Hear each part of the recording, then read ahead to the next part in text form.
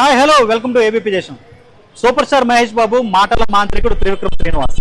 వీళ్ళ కాంబినేషన్కి మహేష్ బాబు ఫ్యాన్స్లోనే కాదు, కామన్ ఆడియన్స్లో సైతం ఒక స్పెషల్ రెస్పెక్ట్, క్రేజ్ ఎప్పుడు ఉంటాయి.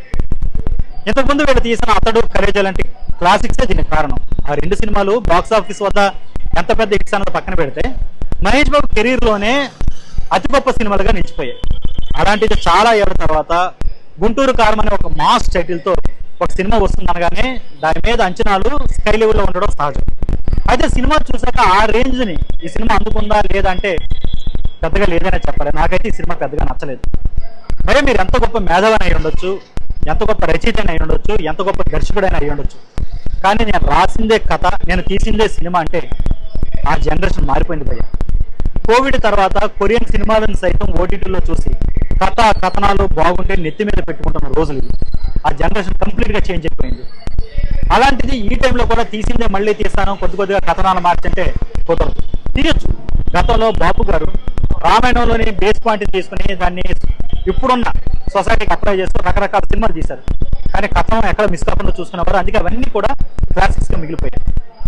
ఇప్పుడు కూడా అలా తీయొచ్చు, కానీ కథనం మీద దృష్టి పెట్టకుండా ఏదో స్టార్ పవర్ నమ్ముకుందాం. మహేష్ బాబు అంటే ఒక మంచి స్టార్ దొరికారు మనకి, ఆయన కొన్ని ఇమేజ్ని, ఆయన స్టార్ పవర్ వాడేసుకుందాం, ఎలివేషన్స్ ఇచ్చేద్దాం, కథనాల మీద దృష్టి పెట్టడం అంటే కుదరదు.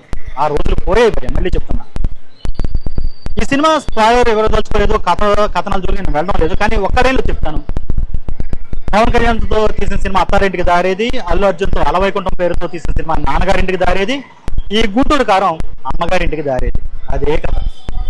దానికి రకరకాల హంగులు జోడిస్తూ పోయారు. అయితే ఇలాంటి తినలేను అన్న కథల్లో కూడా త్రివిక్రమ్ మ్యాజిక్ పనిచేసేందుకు ముందు ఈ సినిమాలో మిస్ అయింది అదే. పూర్తిగా మహేష్ బాబు మీద వదిలేశారు, ఆయన భుజాల మీద దీన్ని నడిపించే ప్రయత్నం చేశారు, ఆయన సమర్థవంతంగానే చేశారు. కానీ త్రివిక్రమ్ మహేష్ బాబు ఉన్న కాంబినేషన్ కొన్న క్రేజ్ ఏంటంటే అక్కడ ఒక్క మహేష్ని చూడరు, త్రివిక్రమ్ డైలాగ్ పవర్ని, త్రివిక్రమ్ రైటింగ్ని కూడా చూస్తారు. అది ఈ సినిమాలో మిస్ అయింది.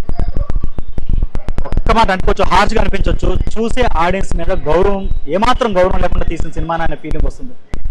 త్రివిక్రమ్ సినిమా తీసిన ఇంతకుముందు సినిమాలు అవి కొన్ని ఫెయిల్ అయినా కూడా తర్వాత అవన్నీ కూడా జనం మనసుల్లో చిరస్థాయిగా గుర్తుండిపోయే రేంజ్లో నిలిచిపోయాయి, ఒక్క అజ్ఞాతవాసి తప్ప.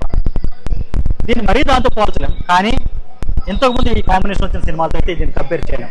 చాలా తినలేని కథ, పూర్తిగా మహేష్ బాబు ఎలివేషన్స్ మీద, మహేష్ బాబు యాక్టింగ్ మీద నచ్చిపోయిన సినిమా. మిగతా చాలా పెద్ద తారాగణం పెట్టారు, కానీ ఏవి పెద్దగా గుర్తుండదు. అన్నింటి మించి హీరోయిన్ శ్రీలీల ఈ సినిమాలో ఎందుకుందో తెలియదు, మీనాక్షి చౌదరి ఏం చేస్తుందో అర్థం కాదు. సాధారణంగానే త్రివిక్రమ్ శ్రీనివాస్ మీద కంప్లైంట్ ఉంది, హీరోయిన్స్కి పెద్దగా వెయిటేజ్ ఉండదు అని సినిమాలని. అది మరోసారి ఇందులో కంటిన్యూ అయింది. ఇక తమన్కి సంబంధించి తమన్ బీజిఎం ఈ సినిమాకి అంటే అనుకున్నంత హైప్ అయితే ఇవ్వలేదు, పాటలు కూడా గుర్తుండిపోయే స్థాయిలో లేవు. ఇంతకుముందు త్రివిక్రమ్ సినిమాలో పాటలు గుర్తుండిపోయే సినిమా ఎలా ఉన్నా కూడా దీంట్లో అది మిస్ అయిందనే చెప్పాలి. ఓవరాల్గా సంక్రాంతి సీజన్ నమ్ముకుని మహేష్ బాబు స్టార్ పవర్ నమ్ముకుని రిలీజ్ అయిన సినిమా ఇది. డబ్బులు రావచ్చు, ఎందుకంటే ఆయనకున్న స్టార్డమ్ అలాంటిది, ఈ పండుగ సీజన్ అలాంటిది. కానీ ఖచ్చితంగా వాళ్ళిద్దరికీ ఉన్న మహేష్ బాబుకి త్రివిక్రమ్ శ్రీనివాస్ కాంబినేషన్ ఉన్న రెస్పెక్ట్ని అయితే ఈ సినిమా అందుకునే ఛాన్సెస్ చాలా తక్కువ. Next time better. విజయసారథి సరే.